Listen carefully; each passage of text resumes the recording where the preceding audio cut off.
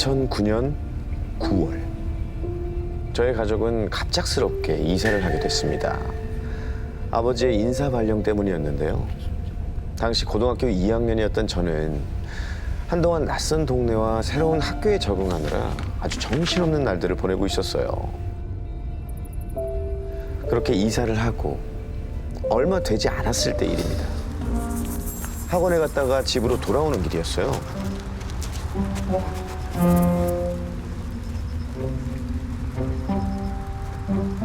저희 아파트는 이 주차장 옆쪽에 분리수거장이 있었거든요. 놀래라. 분리수거장 한쪽에 어떤 여자가 쪼그려 앉아 있는 거예요. 뭐지? 혼자 뭐 하나 싶어서 슬쩍 봤는데 이 사료랑 물이 담긴 그릇을 앞에 두고 있었습니다. 보고 저분이구나 싶었어요. 분리수거장에 길고양이 밥을 챙겨주는 아줌마가 계신다는 이야기를 들었거든요. 고양이 밥 주고 계시구나. 안녕히 계세요. 지나려던 그때 나랑 같이 놀래? 나랑 놀자. 응? 우리 집에 가자. 딱 저도 일반적이지 않은 모습이었고 티셔츠랑 슬리퍼를 신고 있었는데 나이는 40대 초중반으로 보였어요.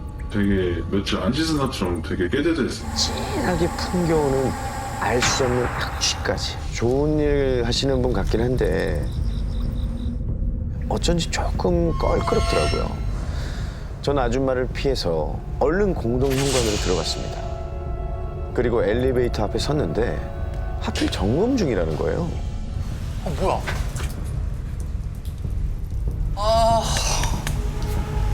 오늘 진짜 무슨 날인가? 언제 올라가냐. 저희 집이 6층이었거든요.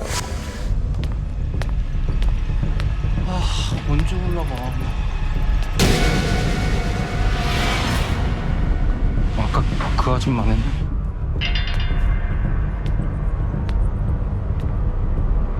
영 수상하더라고요.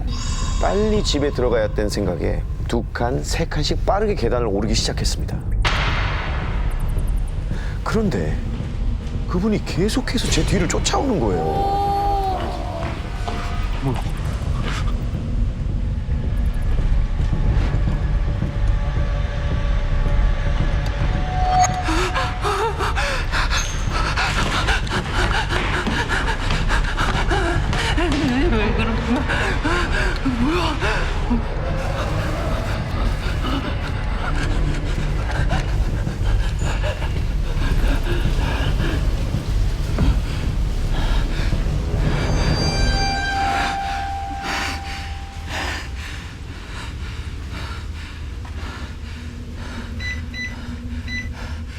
곧 도어락이 해제되는 소리가 났고 문고리를 급히 돌렸습니다. 그런데 나랑 놀자. 아줌마가 복도로 완전히 들어서서 제 쪽으로 걸어오기 시작해요. 갑자기 현관문이 열리질 않는 거예요. 점점 가까워지는 거리에 두려운 마음까지 들었습니다. 그런데 벼랑간 아줌마가 이웃집인 606호 앞에 멈춰섰어요. 때마침 저희 집 현관문이 열렸고 전 재빨리 집 안으로 들어갔습니다. 사람아, 웬땀이 이렇게 흘려? 왜 그래? 근데 엄마 혹시 606호에 사는 아줌마 알아? 아줌마? 글쎄, 그러고 보니까 606호 사는 사람은 한 번도 본 적이 없긴 하네. 찝찝한 마음이 끝까지 가시질 않았지만 그날은 그냥 그렇게 넘어갔습니다. 그런데 며칠 후 늦은 밤 집으로 돌아왔을 때였죠.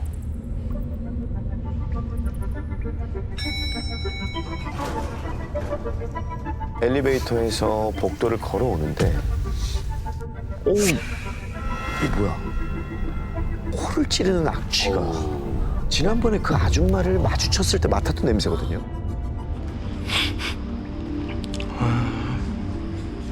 이게 무슨 냄새야?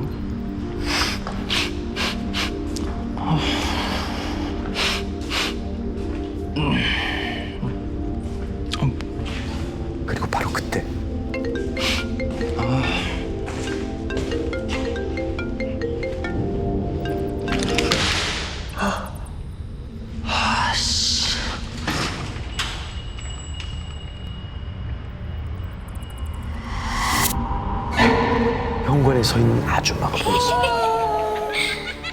무언가를 품에 꽉 끌어안고 있었어요. 저도 모르게 자세히 그걸 들여다보게 됐는데 축 늘어져서 거친 숨을 내쉬고 있는 고양이였어요. 등줄기가 뻐근해지면서 머리카락이 쭉 폈었습니다. 이 소름 끼치는 광경에 정신이 번쩍 든 저는 빠르게 복도를 달려서 집으로 도망쳤어요.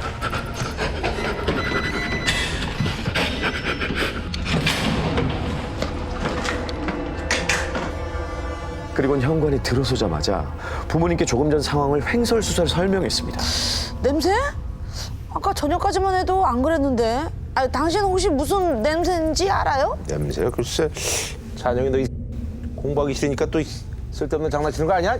하얗게 질린 얼굴로 절대 아니라며 울먹이는 저를 본 두 분은 그제야 심상치 않다 여기시곤 어떻게든 아줌마를 만나서 단판을 지어야겠다면서 사흘 밤낮으로 606호를 찾아가셨는데요. 끝까지 아줌마를 만나지 못했습니다. 저희 가족은 결국 아파트 관리소에 찾아가서 민원을 넣었습니다. 그런데 그 집에서 나는 악취 때문에 이미 여러 건의 민원이 들어왔다는 거예요. 그리고 그날 밤, 전 엄마 심부름으로 편의점에 다녀오기 위해서 집을 나섰어요. 또 떡국이야? 우리 집 맨날 떡국만 먹나?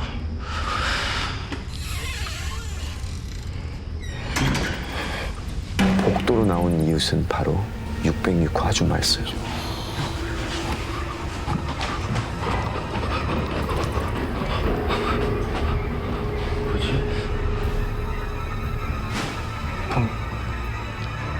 전 일단 가까운 계단 쪽 기둥 뒤로 몸을 숨겨서 아줌마를 지켜봤습니다.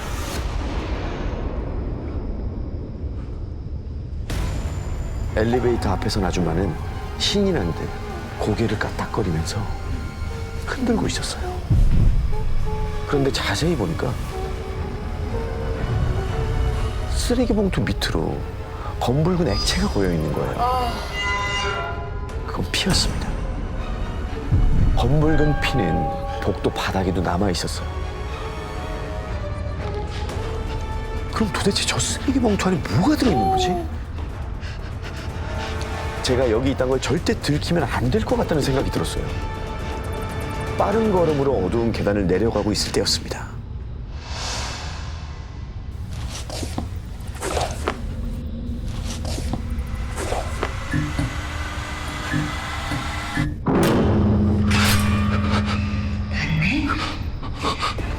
그 말과 함께 엄청난 속도로 계단을 뛰어내려왔습니다. 태어나서 처음 느껴보는 엄청난 공포였어요.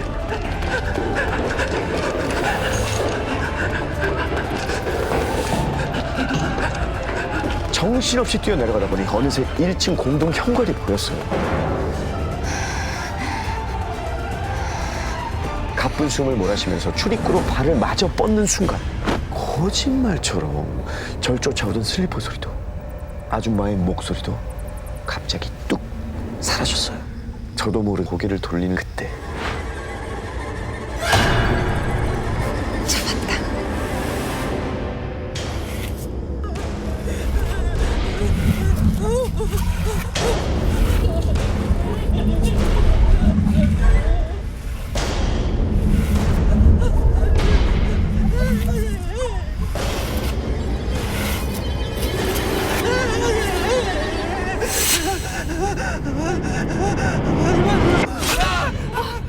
그리고 눈을 떠보니 왜 그래? 전 제 방 침대 위였고 엄마께서는 절 걱정스레 내려다보고 계셨어요. 왜 그래? 화들짝 놀라 허리 쪽을 이렇게 쓸어봤지만 몸엔 상처는 없이 멀쩡했습니다. 엄마께 여쭤보니 공동 현관에 혼자 쓰러져 있는 저를 새벽에 발견하셨다는 거예요. 왜 그래? 그 아줌마가 날 칼로 찌르려 했어. 아, 무슨 소리야? 아니 그 집 기척이 없어서 아까 관리소에서 경찰 불렀거든? 근데 글쎄 그 집 아줌마 집에서 혼자 돌아가신 지가 일주일 정도나 됐다더라고. 아, 옆집인데 진짜 꺼림칙하네. 아줌마의 시체와 함께 방치된 집은 그야말로 지옥 같았다고 합니다.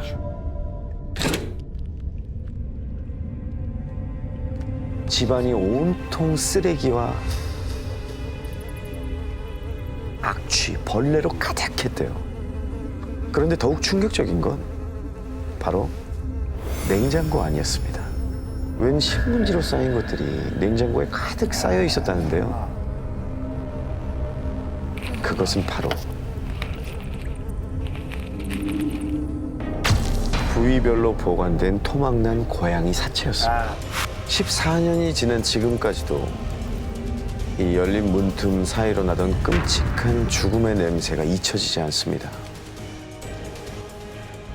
저는 죽은 아줌마의 환영을 받던 걸까요? 끔찍한 자신의 범행을 목격한 저에게 아줌마는 무슨 짓을 하려고 했던 걸까요? 때는 2003년 여름. 저는 중학생 때부터 친하게 지낸 동네 친구 현우 그리고 중배 형과 함께 여름 휴가를 갔어요. 저희 셋이 향한 곳은 바로 강원도 삼척. 사람 꽉 찬 해수욕장 대신에 한적한 계곡에서 물놀이를 하기로 했습니다. 돗자리에 뭐 튜브, 라면까지 잔뜩 챙겨서 걸음을 옮기는데 다 덤벼. 여기는 물고기들. 오늘 내가 다 작살 내줄 테니까. 야, 다친다. 다쳐. 저리 치워. 현우가 기다랗고 이 뾰족한 작사를 막 양손으로 이렇게 막 돌리면서 까부는 거예요. 아, 저 군대 갔다 와서 너 철이 안 드네. 하지만 이 어릴 때부터 사고뭉치였던 녀석은 제 말을 듣지도 않고 신나게 작사를 흔들며 뛰어갔습니다. 그러다가 현우가 갑자기 걸음을 멈추고 얼굴을 감싸 쥐는 거예요. 천천히 손을 치우자 이게 뭐야? 하얀 새똥이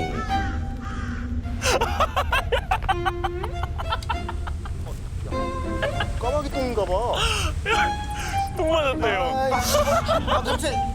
재수없게 까마귀가. 씨.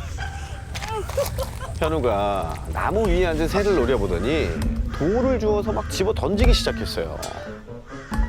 하지만 이 돌은 계속 빗나갔고 오히려 약이 더 바짝 오르고 말았죠.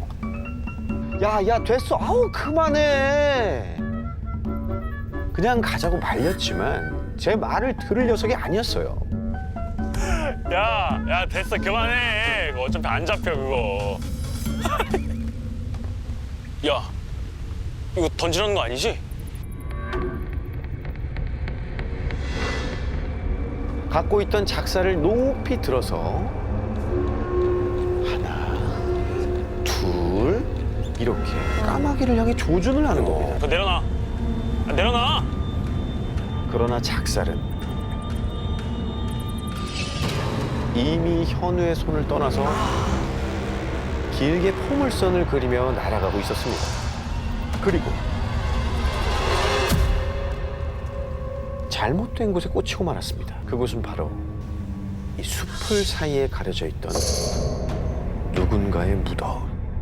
아무도 돌보지 않는지 이 묘비도 없고 손대면 금방이라도 허물어질 것 같았어요. 그 한가운데 현우가 던진 작살이 비수처럼 꽂혀 있었습니다. 아, 이 자식 똥 사고 쳤네. 아, 저거 당장 가져와, 빨리. 아, 저 까마귀 자식 때문에. 아, 씨, 만지기 싫어. 아, 뭐 알아서 뽑아 가겠지 뭐. 아, 됐어. 아, 너 나이가 몇 갠데 생각이 그따구밖에 안 돼? 아, 그냥 가자. 아니, 저... 하지만 현우와 중배영은 별일 아니라는 듯이 신경도 안 쓰고 그냥 가버리는 거예요. 무덤은 사실 함부로 밟는 것도 아니랬는데 전 너무 찜찜했어요.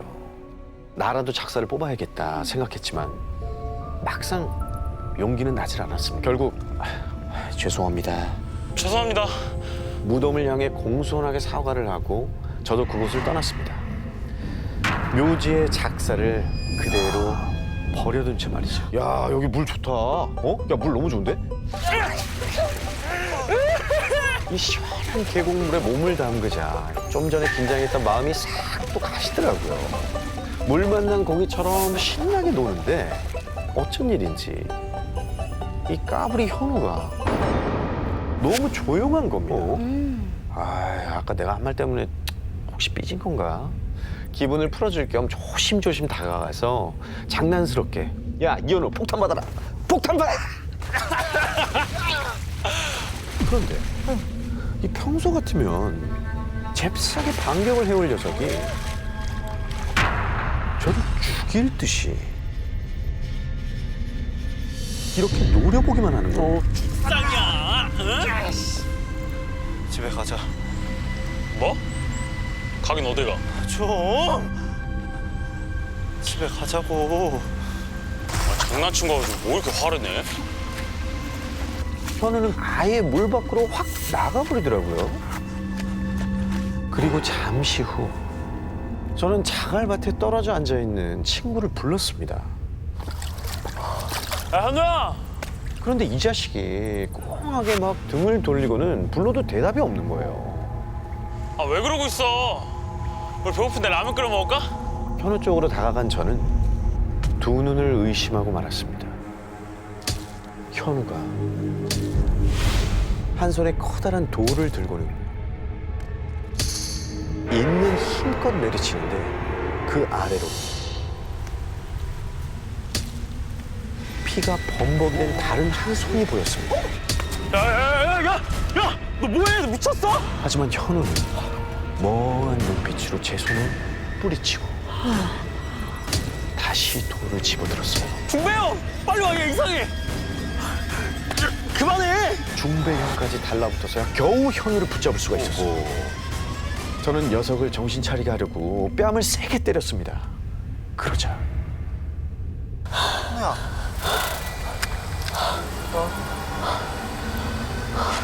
너는 여기서 뭐 하는 거야? 평소 눈빛으로 돌아온 현우가 비명을 지르기 시작하는 거예요. 방금 무슨 일이 있었는지, 자기가 무슨 짓을 했는지 하나도 기억나지 않는 것처럼. 빨리 병원부터 가자. 우선 다친 손부터 치료하는 게 급했어요. 하지만 나 병원 안 가. 나도 집에 갈래. 현우가 저희 손을 뿌리친 채 그대로 도망을 가버리는 거예요. 한동안 저는 녀석을 볼 수가 없었습니다. 전화를 걸어도 받질 않고 집에 찾아가도 만나주질 않았어요. 그렇게 한 달쯤 지난 어느 날 횡단보도에서 우연히 마주쳤는데 처음엔 정말 못 알아볼 뻔했어요. 야, 너 현우 맞지? 그 사이에 살이 얼마나 빠졌는지 볼이 움푹 들어가고 성한 곳이 없었습니다. 아, 너 꼴이 왜 이래? 대체 무슨 일인지 나한테 똑바로 얘기해봐. 나 좀 살려줘라. 잔뜩 겁에 질린 채 횡설수설하는 거예요. 나 지금 벌 받은 것 같아. 진정하고 일단 집에 가자. 가서 얘기하자. 싫어. 싫어. 집에 싫어. 집에 싫어. 가서 얘기하자. 싫어. 싫어.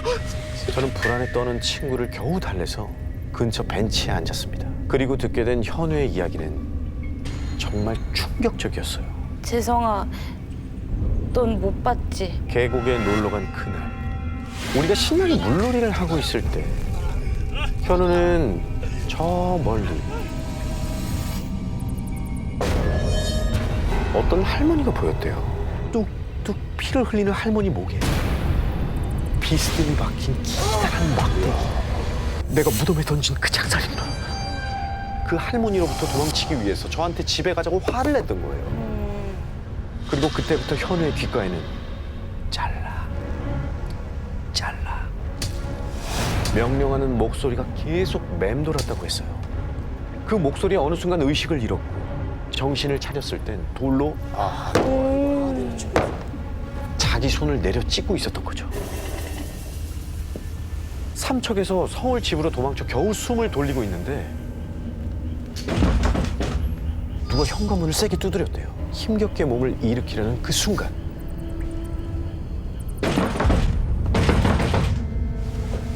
여보세요?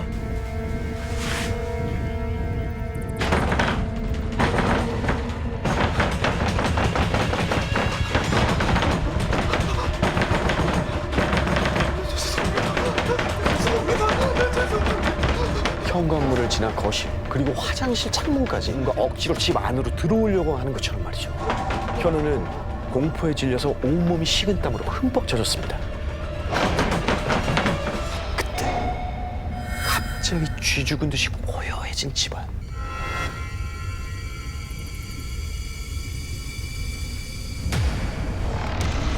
그건 계곡에서 현우를 노려보던 할머니였습니다. 목에 작살이 박힌 채 피를 뚝뚝 흘리면서 말이죠. 이 손목을 자르고 오장육부를 다 문드러지게 할 것이야. 죄송합니다. 잘못했습니다. 한 번만 용서해 주세요. 다시는 안 그러겠습니다. 죄송합니다. 현우는 죄송하다고 빌고 또 빌었습니다. 하지만 그 정도는 무덤을 엿보인 죄를 씻을 수 없던 걸까요? 바로 며칠 전 현우는 분명히 집에서 잠이 들었는데 눈을 떠보니 침대가 아닌 웬 슈퍼 앞에 서 있었다는 거. 내가 왜 여기 있지?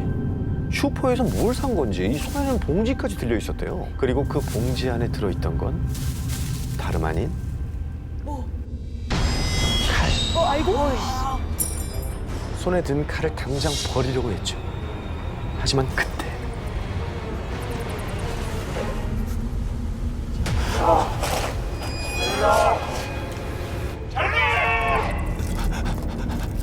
할머니 살려주세요. 할머니 살려주세요. 할머니 살려주세요. 할머니 제발요.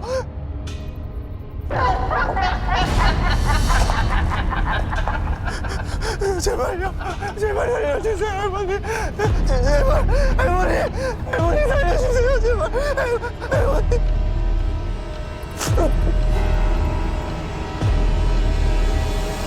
기억이 끊겨버리고 말았습니다. 슈퍼 알바생이 친구를 발견했을 때 이미 손가락이 잘린 상태였대요. 이 현우는 붕대로 감은 손을 움켜쥐며 말했습니다. 재성아, 그때 우리 갔던 삼척 같이 가줘 제발. 그 길로 현우와 저는 이 삼척의 계곡으로 달려가서 이 모든 일이 시작된 무덤을 찾았습니다. 허름한 흙더미 그리고 무성하게 자란 잡초 사이로 흉물스럽게 녹이 쓴 작살이 꽂혀 있었더라고요. 저희는 작살을 조심스럽게 뽑아낸 후 무덤에 여러 번 절을 올렸어요. 죄송합니다. 정말 죄송합니다. 죄송합니다. 정말 잘못했어요. 그리고 그날 이후 다행히도 할머니는 나타나지 않았습니다. 단 한 번의 실수 때문에 끔찍한 고통을 겪게 된 현우. 무덤을 욕보인 대가라고 하기엔 어쩌면 너무 가혹한 건 아니었을까요? 아니면 마땅히 받아야 할 벌이었던 걸까요? 미주 씨의 눈에는 누구보다 예뻤다는 동네 언니 은하 씨. 아버님이 일찍 돌아가셔서 어머님 혼자 자식들을 건사하셨대요. 그런 어머니가 안쓰러웠던 은하 씨는 20살이라는 이른 나이에 결혼을 결심했다고 합니다. 어머니는 그런 딸이 더 이상 고생하지 않고 잘 살길 바라는 마음에 아주 넉넉한 집안을 골라서 시집을 보내줬다고 해요. 이 남편은 은하 씨보다 나이가 무려 20살이나 많았지만 뭐 과수원과 목장을 운영하는 아주 풍족한 집안의 막내 아들이었어요. 하지만 은하 씨의 시댁 생활은 어머니의 바람처럼 흘러가진 않았습니다. 시집 온 첫날부터 시어머니의 혹독한 시집살이가 시작된 거죠.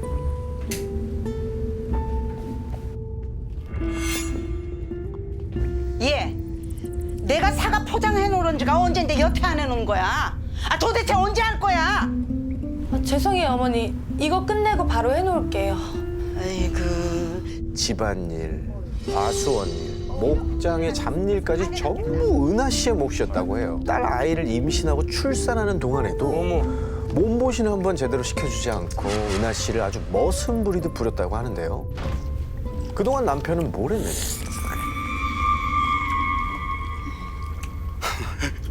여보, 이거 나하고 나 밥 좀 주라. 그냥 세워라 내워라 놀기만 했다.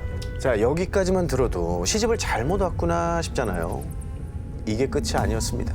무엇보다 은하 씨의 숨통을 조여왔던 건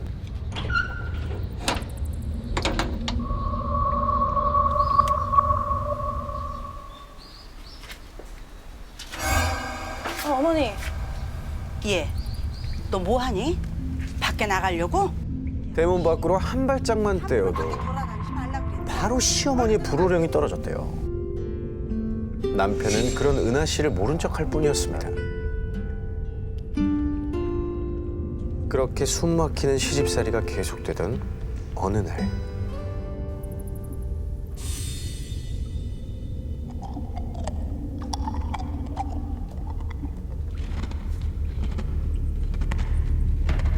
이상한 소리에 잠에서 깼더니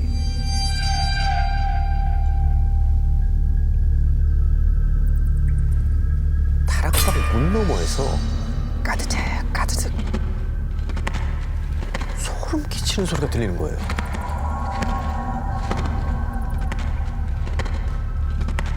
다락방에 쥐라도 들어왔나? 은하 씨는 그날 그냥 이불을 뒤집어 쓰고 잠을 잤습니다. 그런데 다음 날도 그 다음 날도 깜깜한 밤이 찾아오면 어김없이 소리가 들려왔어요. 자꾸만 신경 쓰이는 그 소리에 남편과 시어머니께도 말씀을 드렸대요. 아무래도 이 다락방에 쥐가 있는 것 같다. 쥐약이나 이제 덫을 넣어보면 어떠냐. 이렇게 말이죠. 에이, 그 뭐 다락방엔 쥐 없을 텐데? 왜 네 남편은 듣지도 못하는 지 소리를 너만 들었대? 쓸데없는 소리 하지 말고 얼른 저기 빨래나 개. 함께 자는 남편이 자긴 그런 소리 못 들었다면서 자리를 피하더라고요. 잠깐만, 그럼 이 소리는 뭔데? 나만 들린다고? 그러기를 며칠째. 그날 밤도 다락방에 신경 쓰여 잠을 이루지 못하고 뒤척이고 있을 때였어요. 어디선가 서늘한 기운이 느껴져서 눈을 떠보니 다락방 문이 한 뼘 정도 열려 있는 거예요. 언제 열렸지? 분명히 닫고 잤는데? 문을 닫기 위해 다락방 문 앞으로 다가갔는데 이 깜깜한 문틈 사이에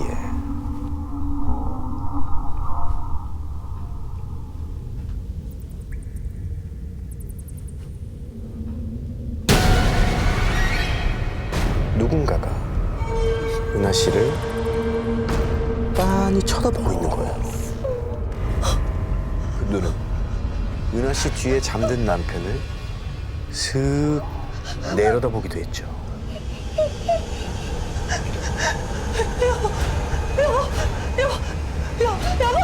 여보 일어나봐.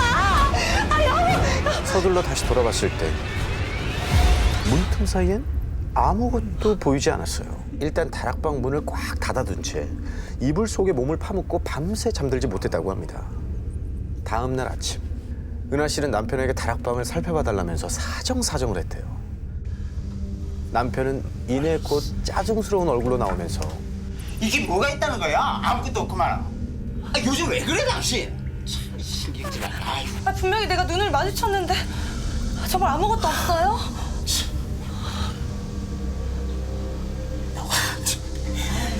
쓸데없는 소리 하고 있어.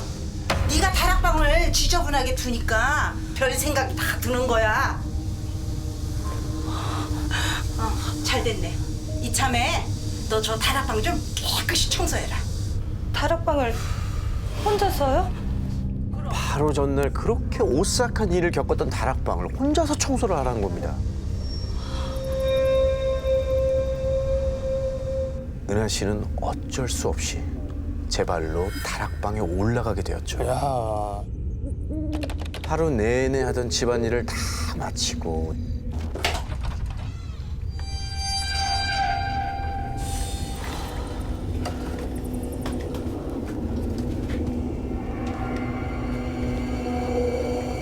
저녁이 되어서야 시작된 다락방 청소는 정말 끝이 없어 보였어요. 각종 잡동사니와 사과 상자가 널려 있었고 먼지도 가득했거든요. 얼른 청소를 끝내야겠다는 마음에 정신없이 다락방을 치우기 시작했죠.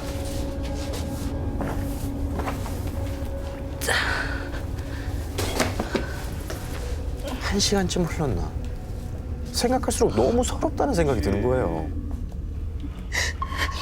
매일 머슴처럼 일만 하고 아이까지 도맡아 키우면서 시댁에 할 도리를 다 해왔는데 은하 씨가 하는 말은 하나도 믿어주지 않는 이 집구석. 그냥 집 사서 친정으로 도망가 버릴까? 그런 생각을 하면서 다락방 문 밖으로 나서려는데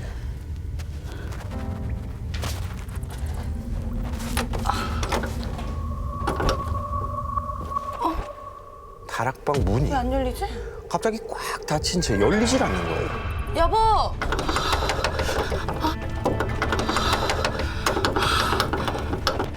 다행히도 다락방인 옥상으로 이어지는 문 또 하나가 있었는데 아유, 다행이다.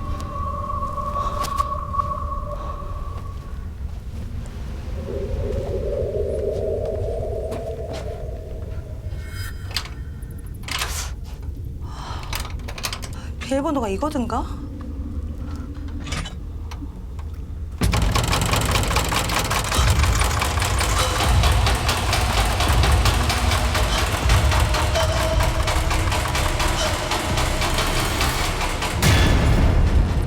반투명한 문 너머로 보이는 누군가의 실루엣.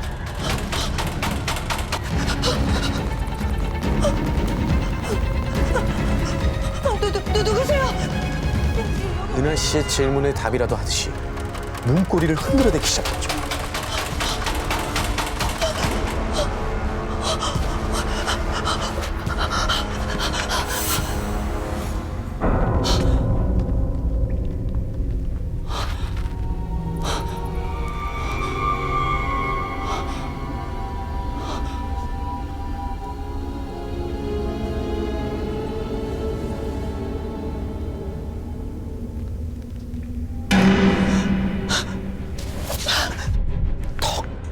여자의 이 창백한 손이 은하 씨의 목덜미를 꽉 붙잡았어요.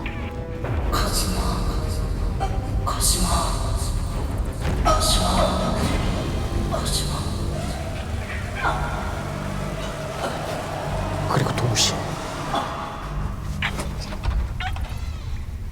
엄마, 여기서 뭐해? 은하 씨의 딸아이가 다락방 문을 열고 들어온 거예요. 얼른 품에도 안은 채 몸을 힘껏 웅크렸어요. 그 사이 그 여자는 거짓말처럼 사라졌습니다. 귀신? 소톱만한 다락방 하나 제대로 못 치우면서 무슨 넋 빠진 소리야? 어? 아무리 울면서 얘기를 해도 시어머니와 남편은 믿지 않았어요.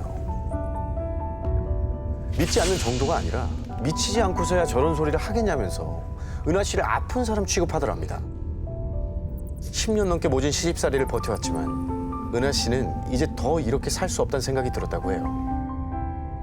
자기 말을 못 믿어주는 시댁 식구들이 미운 것보다는 혹시나 딸아이가 무슨 일을 겪을까 봐 그게 너무 걱정이 됐던 거죠. 그날 밤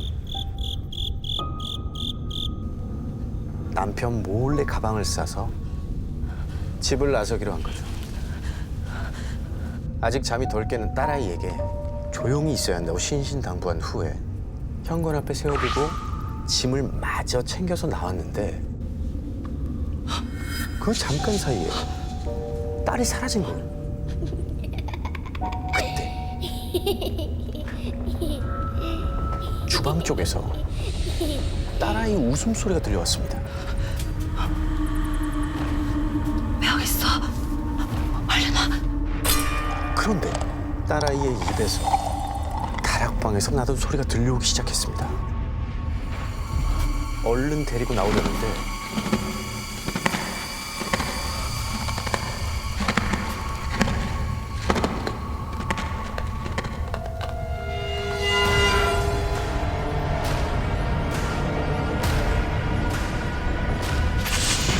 다락방에서 본 그 여자가 얼굴을 내밀고 쳐다보고 있었습니다. 은하 씨는 이를 악물고 서둘러 딸을 데리고 현관문으로 향했어요. 가족들이 깰까 봐 정말 조심히 문을 여닫고 집을 빠져나오는 데 성공했습니다. 이제 대문을 나가면 됐죠.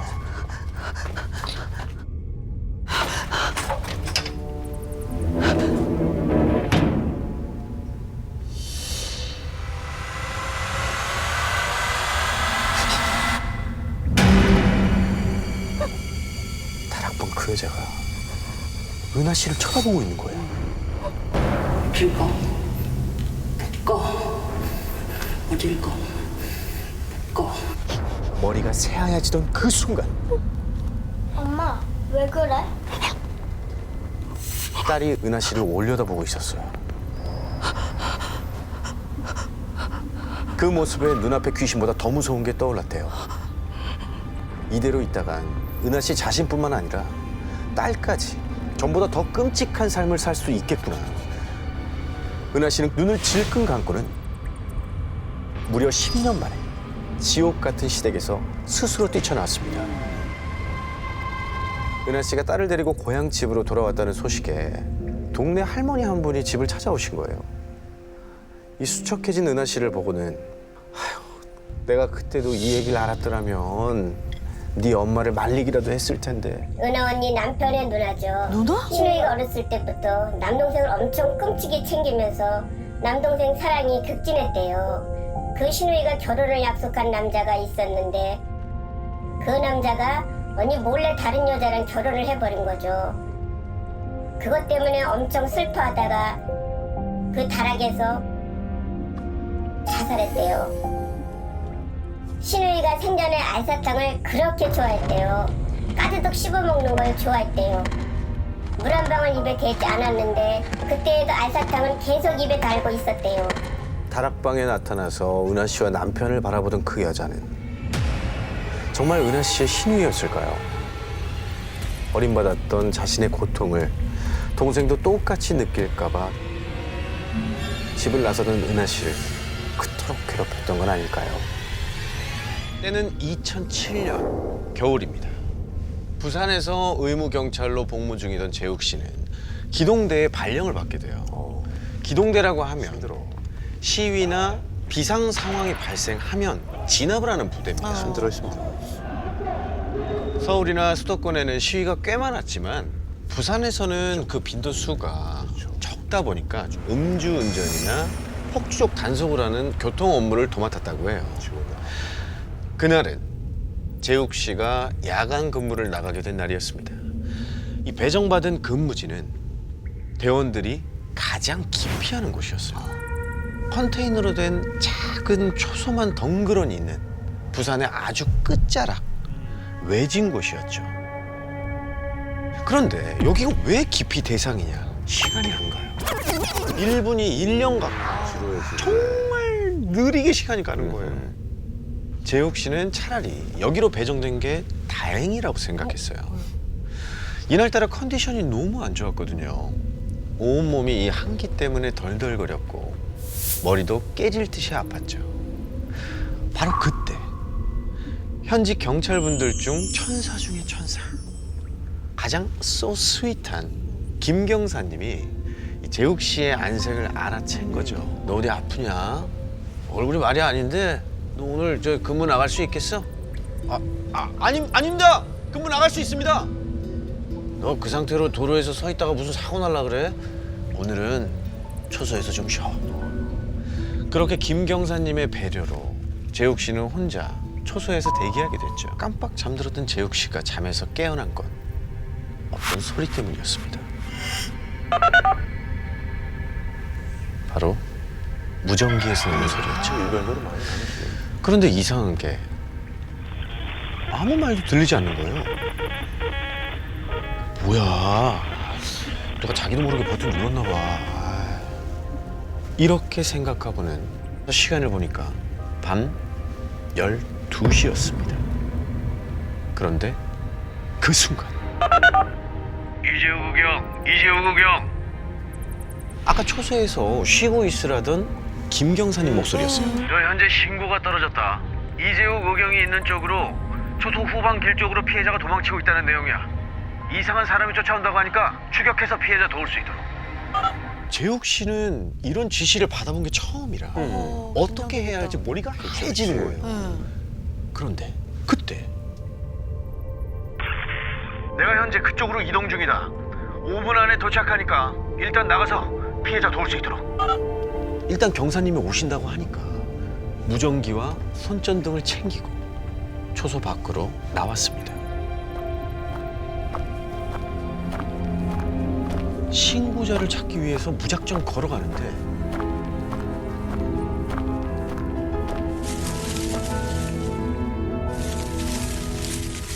저쪽에 흰색 옷을 입은 여자 형체가 재욱 씨가 서 있는 도로 방향으로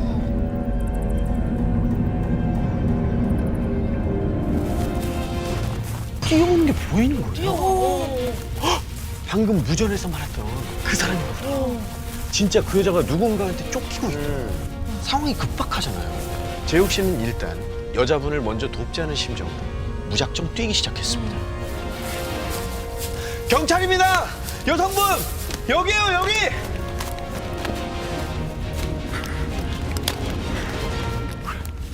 여자와의 거리가 가까워졌을 때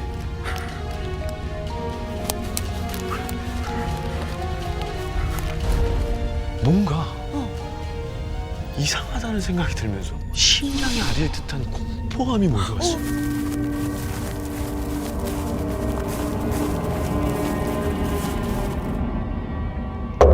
왜 웃고 있지? 쫓기고 있는 상황인데 여자가 아주 활짝 웃고 있는 거예요. 그리고 무엇보다 팔이 비정상적으로 길었습니다. 관절이 부러진 거죠. 이렇게 덜렁덜렁. 저 여자한테 잡히면 죽는다. 이런 생각으로 뛰어왔던 방향으로 정신없이 도망치기 시작했어요.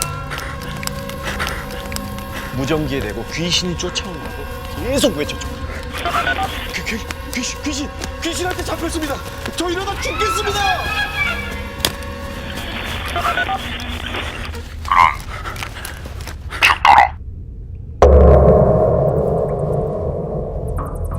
죽으라고?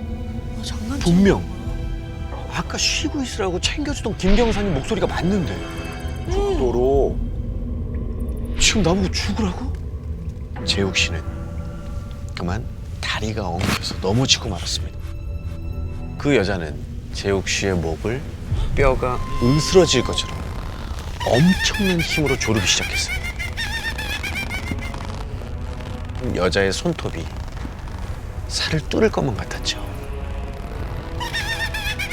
그때 재욱 씨의 목을 조르는 여자가 입을 벌리는데 길고 뾰족한 이빨들이 번뜩였어요.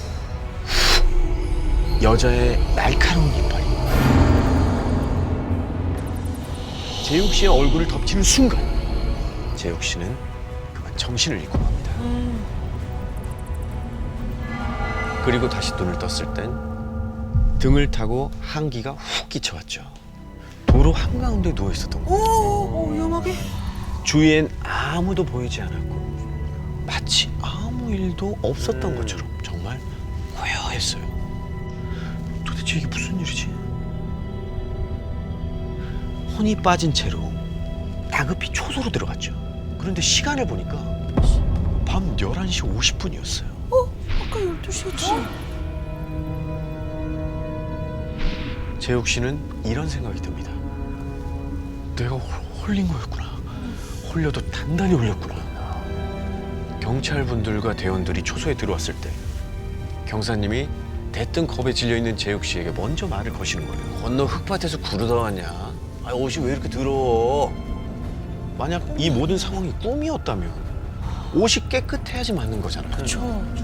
그런데 아까 있었던 일이 전부 현실이라는 듯이 재욱 씨의 옷은 엉망진창이었습니다. 혹시 무슨 일 없으셨지 말입니다. 어? 별일 없었는데 혹시 무전하신 적은 없으십니까? 여자가 쫓기고 있다거나. 아유, 그게 뭔 소리야. 그런 얘기 못 들었어. 야, 너희 무전 들은 거 있어? 다른 대원들은 고개를 저을 뿐 재욱 씨가 들었던 무전을 들은 사람은 아무도 없었습니다. 재욱 씨는 자신이 겪었던 일을 말할 수가 없었습니다. 얘기를 꺼내봤자 이상한 사람 취급받을 게 뻔했으니까요. 결국 재욱 씨는 10년도 더 지난 지금까지도 이 이야기를 묻어두고 있었다고 합니다. 그날 재욱 씨가 겪었던 기이한 경험 무엇이었을까요?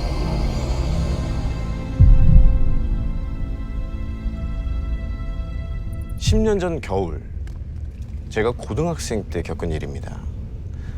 당시 이 밀양에서 창원으로 왕복 2시간 거리를 제가 통학을 했는데요.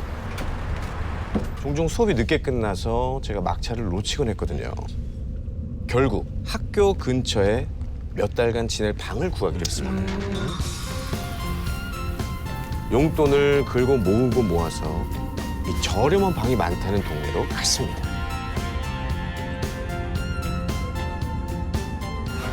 전봇대며 담벼락이며 온통 세입자를 구하는 벽보가 붙어 있었죠.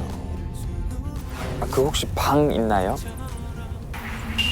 제 예산으로는 한 달 월세 내기도 정말 빠듯했어요. 반쯤 포기하고 동네를 나서는데 낡은 대문의 벽보 한 장이 눈에 띄었습니다. 13만 원? 뭐야, 왜 이렇게 써? 곧장 벽에 적힌 번호로 전화를 걸었죠. 여보세요? 세입자 구하는 벽보 보고 전화드렸는데요. 아이고, 학생이지? 할머니 한 분이 나오셨어요. 주인 할머니였습니다. 방 있으니까 들어가 한번 봅시다. 응? 그렇게 할머니를 따라서 집으로 들어갔죠. 거실에 앉자마자 저는 제 사정부터 말씀드렸습니다. 제가 방이 꼭 필요한데 가진 돈이 많지가 않아서요. 할머니는 그 자리에서 바로 그 자리에서 월세를 5만 원 더 깎아주겠다고 하셨어요. 그리고 옆에 있던 잡지를 쭉 찢어서 뭔가를 적으셨습니다. 12월 5일 한재호에게 월세 8만 원을 받음. 자, 이거 계약서야. 응? 갖고 있어. 계약서가 왜 이렇게 허술해? 좀 의아했지만 싼 방 구했으니 그걸로 너무 즐거웠죠. 제 방은 할머니 방 건너편에 있는 작은 방이었습니다. 해도 잘 들고 깨끗하고 정말 제 마음에 쏙 들었죠. 그런데 좀 특이한 게 있었어요. 방 한켠 쪽에 문이 있었는데요. 박스 테이블 아주 두껍게 붙여놓은 거예요. 문 앞을 기웃거리는데 학생. 이건 다락문이야. 겨울에 여기 우풍이 특히 심하거든. 그래서 막아놓은 거야. 그러니까 이거는 건들지 마. 네, 알겠습니다. 냉기를 막으려고 문을 테이프로 꽁꽁 막아 놓으신 거죠.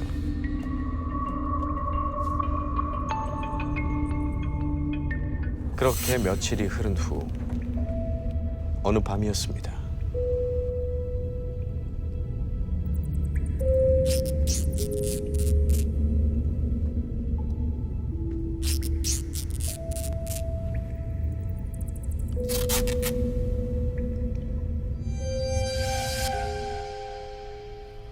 정체 모를 소리에 전 잠에서 깼죠. 시계를 보니까 새벽 3시. 한창 잘 시간이잖아요. 홧김에 이불을 머리 끝까지 뒤집어 쓰고 돌아 누웠는데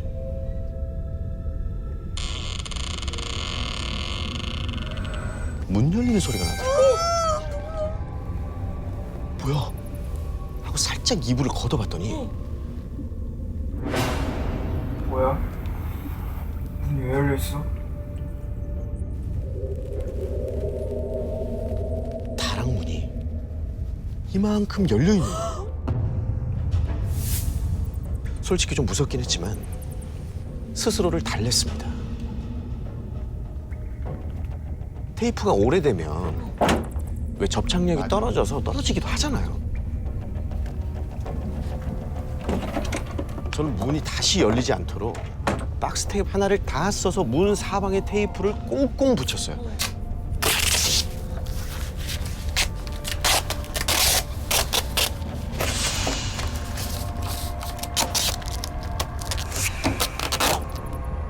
이제 다시는 저절로 문이 열릴 수 없게 말이죠.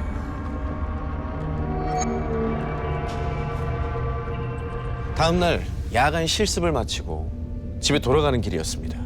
집 앞 골목에 들어서는데 낯선 남자가 할머니 집 앞을 기웃거리고 있는 거예요. 이 남자는 목 뒤에 이 주먹만한 크기의 문신이 있었습니다. 제 또래 중에 이 문신을 한 사람은 처음 봤거든요. 그 당시에는 별로 없었지. 저도 모르게 살짝 움츠러들었습니다.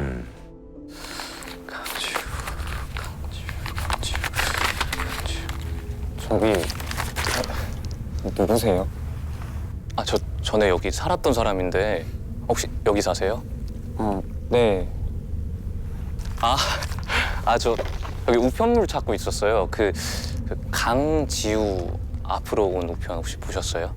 강지우요? 네. 제가 얼마 전에 이사 와서. 네. 잠깐만요. 혹시 다락에 아무 일 없어요? 그리고는 자꾸 그 다락에 별일이 없는지를 물어보는 거예요. 다락에 정말 아무도 없어요? 결국 할머니께 물어보라고 했고 남자는 갑자기 도망치듯이 사라졌습니다. 오, 이상하네. 뭐가 있다. 집에 들어갔더니 할머니는 주무시고 계신지 조용하더라고요. 저도 제 방에 들어가 그대로 골아 떨어졌습니다. 그렇게 한참을 자고 있는데 갑자기 한기가 밀려오더라고요.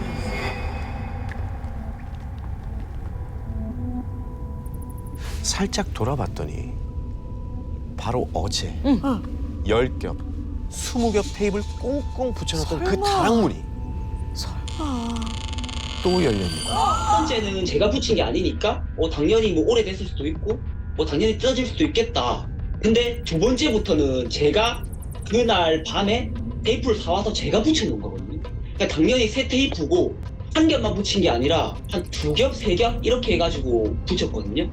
정말 말도 안, 이거는 제가 봤을 때 칼이 없으면은 좀 뜯기가 힘들겠다? 그러니까 제 생각에는 바람은 절대 아니다. 바람으로 뜯어질 게 아니다. 그러면은 뭐야? 저는 이렇게 된 거죠. 오싹한 생각이 꼬리에 꼬리를 물었습니다. 결국 전 직접 확인해보게 됐습니다. 제발 하지 마. 핸드폰 라이트를 켜고 조심조심 다락 계단을 올랐어요.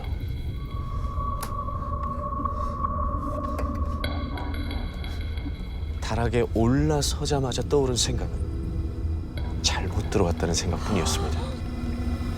이게 누구야?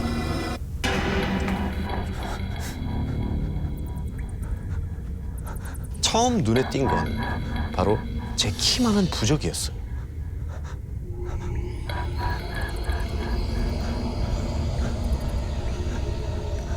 그 앞에 서 있는 것만으로도 아주 불길한 기운이 느껴졌죠. 마지막 부적을 보는 순간 전 그대로 얼어붙었습니다. 부적 한가운데 여자 사진이 붙어 있었거든요. 강지우라는 명찰이 달려 있었어요. 여기 우편물 찾고 있었어요. 그 강지우 앞으로 온 우편 혹시 보셨어요? 저도 모르게 주춤 물러서는데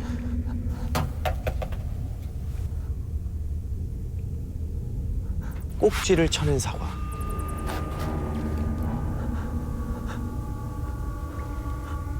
아직 연기가 남아있는 향까지. 방금 차린 것 같은 제사상이었습니다. 바로 그때였습니다.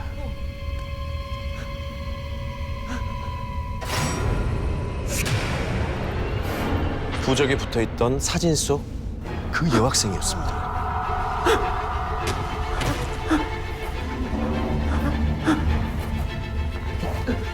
여자를 피해서 다락 구석으로 물러서는데 또 다른 문이 보였습니다.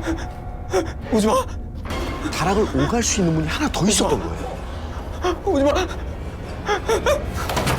전 다락방에서 빠져나올 수가 있었어요. 다행이다.